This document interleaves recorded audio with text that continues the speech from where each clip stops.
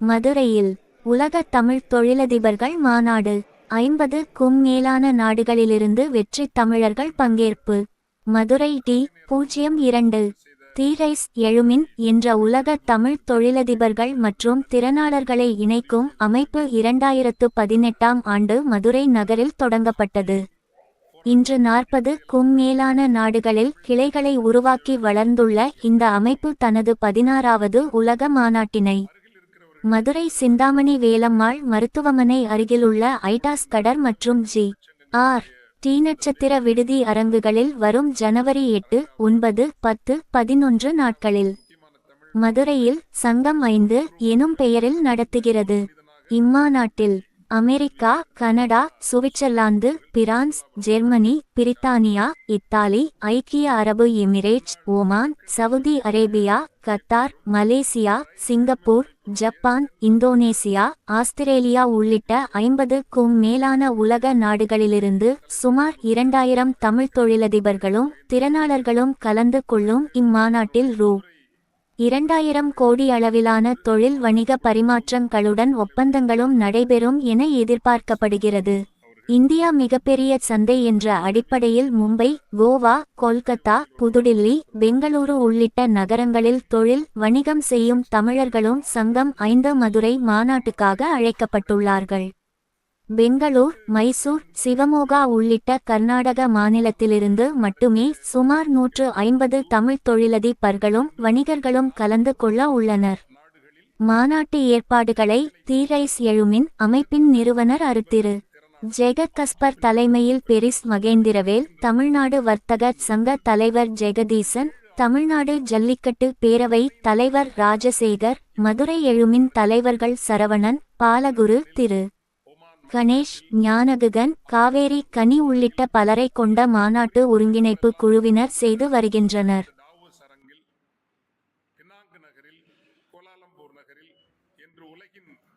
முக்கியமான நகரங்களில் எல்லாம் உலகத்தமிழ் தொழிலதிபர்களையும் திறனாளர்களையும் ஒருங்கிணைத்து பல 100 கோடி அளவுக்கான தொழில் வணிகத்தை தமிழர்கள் தமக்குள் பகிர்ந்து கொள்கின்ற உள்ளூர் வணிகங்களை உலக சந்தைகளுக்கு எடுத்து செல்ல வழி அமைக்கின்ற மாநாடுகளாக அவை அமைந்திருக்கின்றன.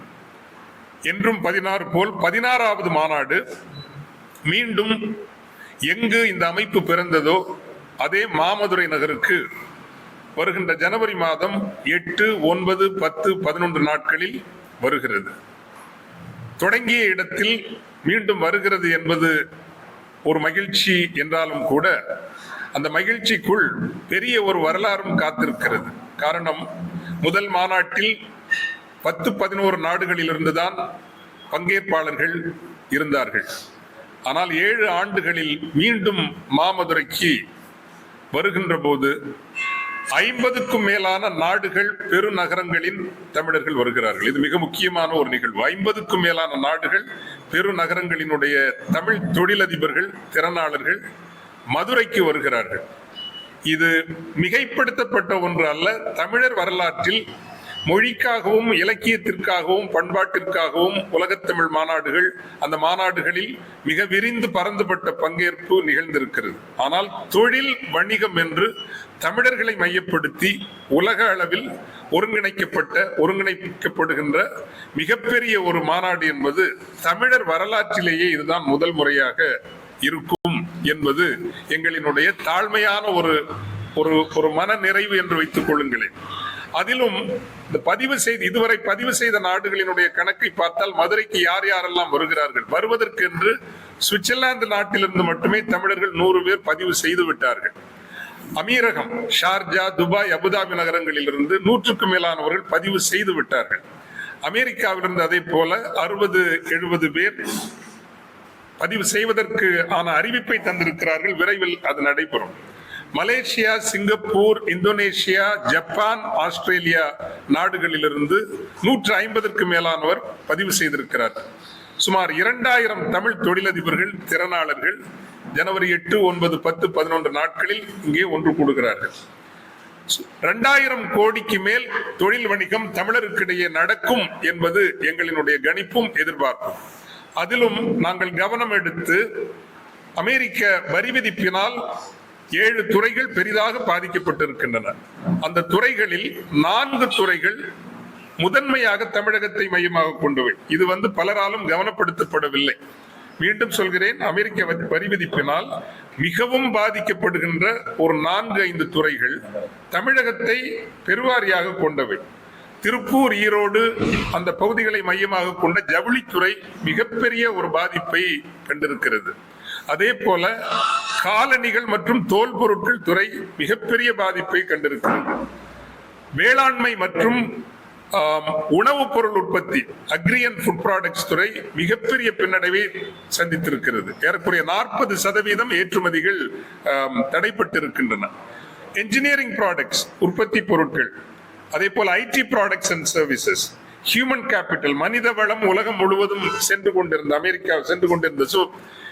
இப்படி 5-6 துறைகள் பாதிக்கப்பட்டிருப்பதால் ஒரு தனியார் அமைப்பினால் இதற்கு தீர்வு தர முடியாது என்றாலும் எங்கள் அளவில் ஒரு சமூக அமைப்பு என்கின்ற அளவில் என்ன செய்ய முடியுமோ அதை கடந்த 2 மாதங்களாக திட்டமிட்டு ஐரோப்பிய நாடுகளிலிருந்தும் அரபு வளைகுடா நாடுகளிலிருந்தும் மலேசியா, சிங்கப்பூர், ஆஸ்திரேலியா உள்ளிட்ட பசிபிக் மற்றும் கிழக்காசிய பகுதி நாடுகளிலிருந்தும் தென்கிழக்காசிய பகுதி நாடுகளிலிருந்தும் எவ்வளவு பையர்ஸ், பிகாஸ் நாம் விற்கின்ற ஒரு சந்தை, அதிகம் வாங்குகின்ற சந்தை அல்ல.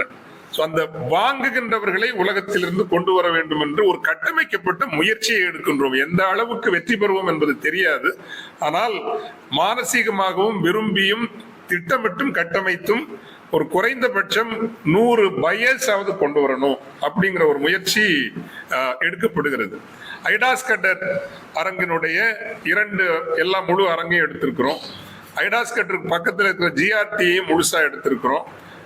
எப்பவுமே ஒரு விஷயம், இது ஏன் நாங்க ஊடக ஆதரவை இன்னும் விரும்பி கேட்பது என்றால், நம்ம பல தொழில் வணிக அமைப்புகள் இருந்தாலும் தமிழில் பேசி தமிழர்கள் வணிகம் செய்ய முடியும் என்கின்ற ஒரு அடிப்படையை உருவாக்கியது இந்த ஒரு அமைப்பு தான். ஆனால் தனி வாழ்வில் தமிழர்கள் எளிமை பேண வேண்டும். ஆனால் பொதுக்களத்தில் நிற்கிற போது இந்த உலகில் எந்த இனத்தவர்களுக்கும் இரண்டாமானவர்கள் அல்ல என்பதை காட்ட வேண்டும் என்பதற்காகத்தான் தகுதி உடைத்த அரங்குகளில், அது ஜிஆர்டி கிராண்டா இருக்கலாம் அல்லது ஐடிசி சோழாவா இருக்கலாம், இங்கதான் நம்ம மாநாடு நடத்துறது நிதி வளங்கள் இருப்பதால் அல்ல, ஆனால் தமிழர்களினுடைய அந்த தொழில் வணிக உயரங்களை ஒரு அடுத்த கட்டத்திற்கு நிறுத்த வேண்டும் என்கின்ற அடிப்படையில். ஆக இப்படி உலகம் முழுவதிலும் இருந்து வரக்கூடிய தமிழர்கள் தமக்குள் ஒரு 2000 கோடி அளவுக்கு இந்த தொழில் வணிகம் செய்வார்கள் என்று நாங்கள் எதிர்பார்க்கின்றோம். அதுவும் மதுரையில் இப்படி ஒரு பெரிய மாநாடு நடக்கிறது என்பது மெத்த மகிழ்ச்சி. இதைவிட இன்னும் முக்கியமாக 2-3 விஷயங்கள். இந்த ரைஸ் அமைப்பிற்கு துணை அமைப்புகள் பல இருக்கின்றன. ஒன்று, மருத்துவத்துறை சார்ந்து தமிழ் டாக்டர்ஸ் இன்டர்நேஷனல் என்ற ஒரு அமைப்பு இருக்கிறது. ஐடி துறை சார்ந்து ஆற்றல், association of Tamil IT entrepreneurs and professionals என்கின்ற அமைப்பு இருக்கிறது. நிதி சார்ந்து தமிழ் பேங்கர்ஸ் இன்டர்நேஷனல் என்ற ஒரு அமைப்பு இருக்கிறது. அதே போல ப்ராடக்ட்ஸ் ஆஃப் தமிழ்நாடு, அதை ப்ரொமோட் பண்ணுவதற்கு பாட்டன், POTA ப்ராடக்ட்ஸ் ஆஃப் தமிழ்நாடு என்ற ஒரு அமைப்பு இருக்கிறது. தமிழ் உமன் இன்டர்நேஷனல், அனைத்துலக பெண்கள் அமைப்பு என்று ஒன்று இருக்கிறது. இவர்கள் எல்லாம் இந்த மாநாட்டிற்கு உள்ளேயே பல துணை மாநாடுகளும் நடத்துவார்கள். இது ரொம்ப ரொம்ப முக்கியமானது. பீவல் என்கின்ற ஒரு மருத்துவ குழுமத்திற்கு பொறுப்பாக இருக்கிற டாக்டர் வெற்றிவேல் அவர்கள் தான் அனைத்துலக தமிழ் மருத்துவர்கள் அமைப்பிற்கு தலைவராக இருக்கிறார். மருத்துவத்துறை சார்ந்த ஒரு மாநாடு, தமிழ் மருத்துவர்களுக்குள் ஒரு இணைவு, ஒத்திசைவு, பரிவர்த்தனை அடிப்படையில் என்னன்னா, ஒருத்தர் நீங்க வளர்த்து விடுங்க, கோஆபரேட் பண்ணுங்க, கொலாபரேட் பண்ணுங்க. இதான் அடிப்படை. இந்த அமைப்பினுடைய அடிப்படையே 100 பேர் சேர்ந்தீங்கன்னா நீங்க 10 பேர் நீங்க வளர்த்து விடலாம். அந்த அடிப்படையில் இந்த அமைப்பு இயங்கி வருகிறது. இதுவும் ஒரு தனிச்சிறப்பு. இனி நின்று நிலைக்கின்ற ஒரு நெடும் திட்டங்களாக என்ன பண்ண போறோம்? வெறும் மாநாடு முடிந்து போகிறதா என்றால் ஒரு 3 விஷயங்களை நாங்க இந்த மாநாட்டினூடாக நின்று நிலைத்து தொடர்கின்ற ஒரு திட்டங்களை முன்வைக்கின்றோம். நிலக்கோட்டை, அந்த சிப்காட் சொல்லுவோம் தமிழ்ல, அது என்ன சிப்காட்டுக்கு தொழிற்பேட்டை, நிலக்கோட்டை தொழிற்பேட்டையில் ஒரு 10,000 ஸ்கொயர் ஃபீட் இடம் எடுத்துட்டோம். வருகின்ற 21ஆம் தேதி அதை திறந்து வைக்கிறோம். என்னன்னா, ஆண்டு முழுவதும் வேளாண் மற்றும் உணவுப் பொருள் சார்ந்த ஒரு விற்பனை களமாக அந்த இடம் இருக்கும். உலகத்திலிருந்து யார் வேணாலும் தமிழ்நாட்டினுடைய வேளாண் பொருட்கள், உணவு உற்பத்தி பொருட்கள் வாங்கணும் அப்படின்னா அந்த நிலக்கோட்டை தொழிற்பேட்டைக்கு வரலாம். பெர்மனன்ட் ஒரு பிளேஸ். அதை இந்த சங்கம் 5 மாமதுரை மாநாட்டினுடைய வரலாற்று பங்களிப்பாக வருகின்ற 21ஆம் தேதியே அதை திறந்து வைக்கின்றோம். மாநாட்டில் அதை உலகத்திற்கு அறிமுகம் செய்ய இருக்கின்றோம். 1. 2, தமிழகத்தினுடைய சுற்றுலா பொருளாதாரம் என்பது அது சாதாரண பொருளாதாரம் அல்ல, மிகப்பெரிய பொருளாதாரம். அதனை மையமாக கொண்டு தென் தமிழக ஒரு டூரிசம் காரிடர் ஒன்றை உருவாக்குகின்றோம். ஒரு சுற்றுலா நுழைவாயில் என்று வைத்துக் கொள்ளுங்களேன். அதுல உதாரணமா சொல்லணும்னா திருமுருகர் பாதைன்னு ஒரு ப்ராடக்ட் இருக்கும். திருமுருகர் பாதை நம்ம திருத்தணியில் ஆரம்பிச்சு திருப்பரங்குன்றம், பழனி, அப்படியே போய் நல்லூர் முருகன் யாழ்ப்பாணத்துல முடிகிற மாதிரி உலக தமிழர்கள் போலாத ஒரு ப்ராடக்ட்.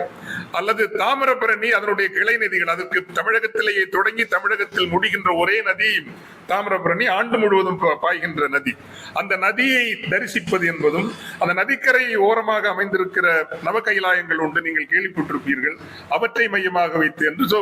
தென் தமிழகம் பல்லுயிர், திருத்தலங்கள், இயற்கை, பசுமை இவற்றை அடிப்படையாக கொண்டு ஒரு டூரிசம் காரிடர் நிறுவுவது இந்த ரைஸ் எழுமின் அமைப்பு இந்த மாநாட்டின் ஊடாக தருகின்ற ஒரு கொடை. 3வதாக மிக முக்கியமாக, நீங்கள் சென்னைக்கு வந்தீர்கள் என்றால் அங்கு ஆந்திரா கிளப் இருக்கும், ராஜஸ்தானி கிளப் இருக்கும், கேரளா கிளப் இருக்கும். ஆனால் அந்த கிளப் என்பதை வெறும் மது அருந்துகிற ஒரு இடம் என்கின்ற அதை எடுத்து விட்டு, அந்த கிளப்ங்கிறது மனிதர்கள் ஒன்று கூடி தொழில் வணிகம் பரிமாறிக்கொள்வது, அறிவை வளர்ப்பது, நடனம், இசை, சிலம்பம், களரி போன்ற கலைகளை வளர்ப்பது என்கின்ற ஒரு இடமாக திருநெல்வேலிக்கும் திருக்குற்றாலத்திற்கும் இடையில் ஒரு 70 to 100 ஏக்கர் நிலப்பரப்பில் தமிழூர் என்று ஒன்று உருவாக்குகிறோம். Global Tamil village and country club என்பதை இந்த சங்கம் 5 மாநாட்டினுடைய கொடையாக இந்த 3 விஷயங்களையும் தருகின்றோம். இனி தொழில் வணிகம் மட்டுமல்லாது பண்பாட்டையும் கொஞ்சம் இணைக்க வேண்டும் என்கின்ற வகையில் ஜல்லிக்கட்டு என்பது ஒரு உலக விளையாட்டாக மாறுவதற்குரிய உள்ளீடுகளை கொண்டது. உலகத்திலிருந்து பல லட்சம் ஒரு சுற்றுலா பயணிகளை கால ஓட்டத்தில் அது ஈர்த்து வர முடியும் என்பதற்காக 8ஆம் தேதி காலை, அதாவது மாநாட்டினுடைய தொடக்க நாள், ஒரு உலகத் தமிழர் ஜல்லிக்கட்டு ஒன்று ஏற்பாடு செய்ய வேண்டும் என்று திட்டம் இருக்கிறது. அதற்கான அனுமதிகள் எல்லாம் பெற வேண்டும். ஐயா ராஜசேகர், தமிழ்நாடு ஜல்லிக்கட்டு பேரவையினுடைய தலைவர் ராஜசேகர் அவர்களுடைய ஒருங்கிணைப்பில் இந்த ஜல்லிக்கட்டு, அதே மாதிரி இங்க இருக்கக்கூடிய மாண்புமிகு அமைச்சர் அவர்களினுடைய அமைச்சர் பெருமக்களின் ஆசியுடன் அதெல்லாம் பேசி முடிக்கல. இருந்தாலும் அப்படி ஒரு உலக தமிழர் ஜல்லிக்கட்டு நடத்தணும், அதனூடாக ஜல்லிக்கட்டை ஒரு உலக தமிழர் சுற்றுலா நிகழ்வாகவும் ஒரு உருமாற்றம் செய்ய வேண்டும் அப்படிங்கிற ஒரு இதுவும் இதுல உள்ளடக்கப்பட்டிருக்குது. நிறைவு நாள் என்பது 11ஆம் தேதி 9, 10, 8ஆம் தேதி மாலையிலிருந்து பிசினஸ் செஷன்ஸ் ஆரம்பிக்கும். 8ஆம் தேதி மாலையிலிருந்து 9, 10 முழுக்க தொழில் வணிக பரிமாற்றங்களும் அவையும் நடக்கும். 11ஆம் தேதி அதுதான் நிறைவு. தமிழர்களின் மாபெரும் பண்பாட்டு திருத்தலமாக, எல்லோரையும் ஒன்றுபடுத்தும் திருத்தலமாக மாறி இருக்கிற கீழடியில் உலகத் தமிழர் ஒற்றுமை பொங்கலோடு இந்த மாநாடு நிறைவு பெறும். அந்த ஒற்றுமை பொங்கலில் ஒவ்வொரு நாட்டவரும், சுவிட்சர்லாந்துல இருந்து வராங்கன்னா அவங்க சுவிட்சர்லாந்து கொடியை ஏற்றுவாங்க. அதுக்கு கீழே ஒரு பொங்கல் பானை சுவிட்சர்லாந்து சார்பில் ஏற்றப்படும். பிரித்தானியாவிலிருந்து ஒரு 30 பேர் வராங்க, பிரித்தானியாவின் கொடி ஏற்றப்படும். கீழடியில் அன்று ஒரு 40 நாடுகளின் கொடி பறக்கும். 40 நாடுகளின் தமிழர்கள், நகரங்களின் தமிழர்கள். இதுல நகரங்களின் தமிழர்கள் முக்கியமா ஏன் சொல்றோம் அப்படின்னா, இந்தியாவை நாங்கள் மிகப்பெரிய ஒரு பொருளாதாரமாக பார்க்கிறோம், மிகப்பெரிய சந்தையாக பார்க்கின்றோம். எப்படி ஏனைய மாநிலத்தவர்கள், குறிப்பாக குஜராத், ராஜஸ்தான் மாநிலத்தவர்கள் தமிழகத்திற்கு வந்து தொழில் வணிகம் செய்கிறார்களோ, அதே போல தமிழர்களும் ஏனைய மாநிலங்களுக்கு சென்று தொழில் வணிகம் செய்ய வேண்டும் என்கின்ற அடிப்படையில் நாங்கள் பெங்களூரில் மட்டுமே இன்று 7 சாப்டர் இருக்குது நம்ம ரைஸ் அமைப்பிற்கு. மும்பையில 2 சாப்டர் இருக்குது, கோவால ஒரு சாப்டர் இருக்குது. கோவால வெற்றி தமிழர்கள் பலர் இருப்பாரு, எங்களுக்கு செய்தி. இப்படி பல்வேறு நகரங்களில் இருந்து வரக்கூடிய தமிழர்களும் பொங்கல் பானை ஏற்றி நிறைவு செய்யப்படும். ஒரு மாபெரும் வரலாற்று நிகழ்வாக சங்கம் 5 பேர் வச்சிருக்கிற ஒரு காரணம் உண்டுங்க. சங்கம் 5 பேர் வச்சிருக்கிறது, முச்சங்கங்கள் உங்களுக்கு தெரியும், முதற் சங்கம், இடைச்சங்கம், கடைச்சங்கம் உங்களுக்கு தெரியும். 4வது சங்கம் 1901ஆம் ஆண்டு பெருமதிப்பிற்குரிய பாண்டித்துரை தேவர் அவர்கள் முயற்சி செய்தார்கள். 20 ஆண்டு காலம் அந்த முயற்சி தொடர்ந்தது. அதை தொடர்ச்சியாக எடுத்து செல்லவில்லை. ஆனால் இப்பொழுது சங்கம் 5 என்று அறிவித்து ஒரு 70 ஆண்டு காலத்தை நாங்கள் குறிக்கிறோம். இந்த 70 ஆண்டு காலத்தில் மாபெரும் ஒரு பொருள் வளர்ச்சி தமிழர்கள் அடைய வேண்டும். பொருள் வளர்ச்சியூடாக கல்வி, கலை, பண்பாட்டு, மொழி வளர்ச்சி காண வேண்டும். உலகின் மாபெரும் மக்களினங்களில் ஒரு இனமாக 70 ஆண்டுகளில் எழுந்து நிற்க வேண்டும் என்கின்ற ஒரு அறிக்கையோடும் விருப்போடும் இந்த மாநாடு நடைபெறுகிறது. தமிழ் உலகத்தையும் ஊடக உலகத்தையும் அன்புடனும் விரும்பியும் நாங்கள் அழைக்கின்றோம். உங்கள் கேள்விகளுக்கு பிறகு பாலா சுவாமிநாதன் அவர்களும் ஏனைய தலைவர்களும் இந்த ஏன் அவர்கள் இதில் ஈடுபடுகிறார்கள் என்பதை பற்றி ஒரு சில வார்த்தைகள் பேசுவார்கள். முதலில் இதனுடைய இந்த அமைப்பை நிறுவியவன் என்கின்ற அடிப்படையிலும் இந்த மாநாட்டினுடைய கருத்து வடிவத்தை அடிப்படையில் செதுக்கியவன் என்கின்ற வகையிலும் உங்களுக்கு கேள்விகள் இருந்தால் இப்பொழுது கேள்வி. இறக்குமதி ஒரு முக்கியமா இருக்குங்க. ஏற்றுமதி இறக்குமதி தமிழர்கள் பலர் ஏற்றுமதியாளர்கள். ஒண்ணு, அந்த ஏற்றுமதி இறக்குமதியிலும் ஜவுளித்துறைக்கு ஒரு முதன்மை, காலணி மற்றும் தோல் பொருட்கள் துறைக்கு முதன்மை, ஐடி துறைக்கு ஒரு முதன்மை, வேளாண் மற்றும் உணவுப் பொருட்கள் துறைக்கு ஒரு முதன்மை, என்ஜினியரிங் ப்ராடக்ட்ஸ் மேனுஃபேக்சரிங் இதுக்கு ஒரு முதன்மை, ஹியூமன் கேபிட்டல் இந்த வெளிநாட்டுக்கெல்லாம் வேலை தேடி போறாங்கல்ல அதுக்கு ஒரு முதன்மை. இதுதான் முக்கியமாக நடக்கக்கூடியது. நெட்வொர்க்குங்க, அதாவது 50 நாடுகளுக்கு நீங்கள் போய் வர வேண்டும் என்றால் ஒரு 3 கோடி ரூபாய் தேவைப்படுங்க. இதுதான் இதுல இருக்கு. ஆனா வேற ஒண்ணும் இல்லைன்னாலும் ஒரு 500 விசிட்டிங் கார்டாவது நீங்க கையில வாங்கிக்கலாம். எங்க வேணாலும் போய் இறங்கலாம். நம்ம அலுவலகம் இருக்கு, மலேசியால நம்ம அலுவலகம் இருக்குது, சுவிட்சர்லாந்து ஏர்போர்ட்லயே நம்ம ரைஸ் அமைப்புக்கு அந்த நாட்டு தலைவர் அலுவலகம் வச்சிருக்காரு. சோ தைரியமா போலாம். இப்போ ஒரு சின்ன உதாரணம் சொல்றேன். இப்போ ஒன்றிய அரசும் தமிழக அரசும் இணைந்து நினைத்தால் ஒமான் நாட்டுல ஒரு பெரிய ஜவுளிக்கான ஒரு ஒரு உற்பத்தி ஏற்பாடு செய்யலாம். திருப்பூரில் 80% வேலையை முடிச்சுட்டு 20% வேலையை ஒமான் நாட்டுல நீங்க செய்தீங்கன்னா அது மேட் இன் ஒமான் சீல் வந்துடும். அப்படி சீல் வந்ததுன்னா அமெரிக்காவுக்குள்ள போறதுக்கு 0 டாக்ஸே கிடையாது. இதெல்லாம் நம்ம யோசனையா வைப்போம். எல்லாம் சேர்ந்து வாங்க, சேர்ந்து வந்தா நம்ம நீங்க அரசுக்கு சொல்லுங்க, நாங்க ஒமான்ல பாத்துக்கிறோம். ஏன்னா ஒமான் அரசாங்கத்தோடு எங்களுக்கு உடன்பாடு இருக்குது. அங்க ஒரு ஆடிட்டர் வேணும், அங்க ஒரு லாயர் வேணும். இதெல்லாம் நம்ம அமைப்பால இன்னைக்கு செய்து கொடுக்கக்கூடிய ஒரு நிலைமையில நம்ம அமைப்பு இருக்குதுங்க. இதெல்லாம் நம்ம தொழிலதிபர்களுக்கு செய்து கொடுக்க முடியும். சவுத்தை பொறுத்த வரைக்கும் டூரிசம் ஒரு பெரிய பிரம்மாதமா நம்ம செய்ய முடியும். அதை உலகத்தோட நம்ம தொடர்புபடுத்தி இன்னைக்கு 1 லட்சம் பேர் வராங்கன்னா அது 5 லட்சம் பேர் வர மாதிரி நம்ம கொண்டு வர முடியும். இன்னும் கொஞ்சம் தேவை கட்டுமானங்கள், உட்கட்டுமானங்கள், கழிவறை வசதிகள், பயண ஒழுங்குகள், தங்குமிட இன்னும் சீர்மை செய்வது, இதெல்லாம் தேவைப்படும். இதுக்கு ஒரு கருத்தியலாக இதை முன்வைத்து அரசுக்கு எடுத்து சொல்வது, மக்கள் மயப்படுத்துவது, இப்படியான வேலைகள் நம்ம செய்ய முடியும். இருக்கு ஒண்ணு. 2வது, நம்ம இந்த சுற்றுவட்டம் பாத்தீங்கன்னா நீங்க திண்டுக்கல், ஒட்டஞ்சத்திரம் இதை பாத்தீங்கன்னா வேளாண் மற்றும் உணவுப் பொருட்களுக்கு ஒரு மிக முக்கியமான ஒரு இருக்குது. இன்னும் நான் சொன்ன மாதிரி சுற்றுலாவுக்கு ஒரு முக்கியமான ஒரு இடம் இருக்குங்க. இதுதான் மதுரையை சுற்றி நம்மால் இப்போது கவனப்படுத்த முடியுது.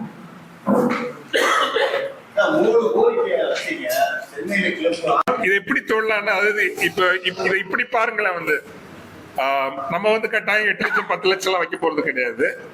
பட் இப்ப பாலா சுவாமிநாதன் சார் இருக்காருன்னா இவரை மாதிரி உலகத்துல 5 லட்சம் பேர் இருக்காங்க, தமிழர்கள் இருக்காங்க. இந்த இடம்ங்கிறது ஒரு பெரிய அதிகாரங்க. இப்ப நான் ஒரு ஃபாதர், கிறிஸ்டியன் ஃபாதர். நான் சர்ச்சை வச்சே சொல்றேன். 125 வருஷத்துக்கு முன்னாடி லோயலா காலேஜ் ஆரம்பிச்சப்போ அந்த இடம் ஒரு காடா தான் இருந்திருக்கும். யாரும் அங்க வாழ்றவங்க இருக்க மாட்டாங்க. ஆனா இன்னைக்கு அந்த இடத்தை சுத்தி தான் அந்த நகரமே ஒரு நகரம் உருவாகுது. அதே போல அந்த ஸ்பேஸ்ங்கிறது ரொம்ப ரொம்ப முக்கியம். ஒரு இடம் என்பது மிக மிக முக்கியமானது. தமிழர்களாக தமிழை அறியவும், தமிழ் சார்ந்த சமையல் கத்துக்கணும்னு அமெரிக்கா தமிழ் சமையல் கத்துக்கணும் வருமானா எங்க போய் கத்துக்கிறது? இங்க 2 மாசம் தங்கி படிச்சு போகலாம்.